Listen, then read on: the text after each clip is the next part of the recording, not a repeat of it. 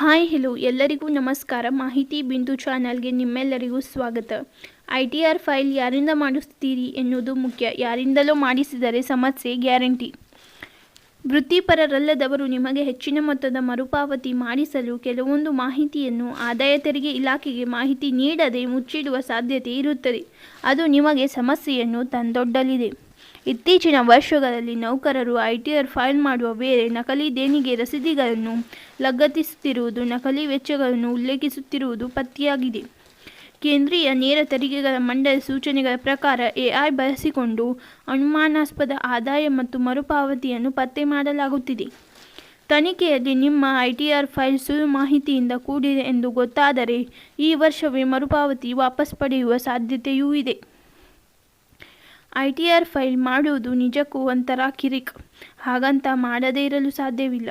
ಮಾಡಿಸುತ್ತೇವೆ ಅಂತ ಯಾರಿಂದಲೋ ಅಂದರೆ ವೃತ್ತಿಪರರಲ್ಲದವರು ಅಂದರೆ ನಾನ್ ಪ್ರೊಫೆಷನಲ್ಸ್ ಮಾಡಿಸಿದರೆ ಆಗಲೂ ಸಮಸ್ಯೆ. ಹಾಗಾಗಿ ನೀವು ಯಾರಿಂದ ITR ಫೈಲ್ ಮಾಡಿಸುತ್ತೀರಿ ಎನ್ನುವುದು ತುಂಬ ಇಂಪಾರ್ಟೆಂಟ್.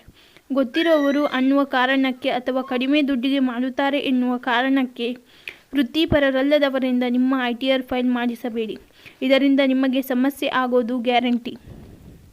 ಸದ್ಯದ ಟ್ರೆಂಡ್ ನೋಡುವುದಾದರೆ ITR ಫೈಲ್ ಮಾಡುವ ಮುಕ್ಕಾಲು ಜನ ವೃತ್ತಿಪರರಲ್ಲದವರಿಂದ ಮಾಡಿಸುತ್ತಾರೆ.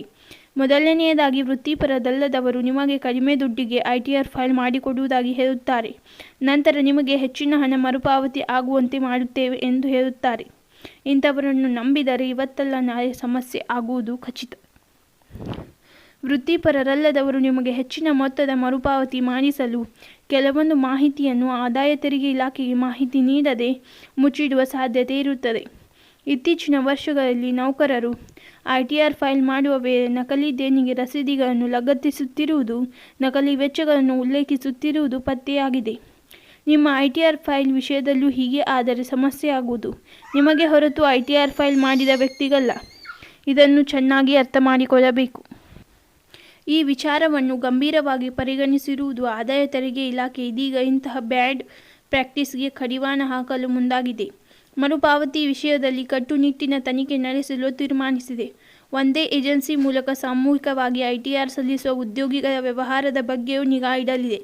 ಈ ಹಿನ್ನೆಲೆಯಲ್ಲಿ ಕೇಂದ್ರೀಯ ನೇರ ತೆರಿಗೆಗಳ ಮಂಡಳಿ CBDT ಹೊಸ ಮಾರ್ಗಸೂಚಿಗಳನ್ನು ಬಿಡುಗಡೆ ಮಾಡಿದೆ.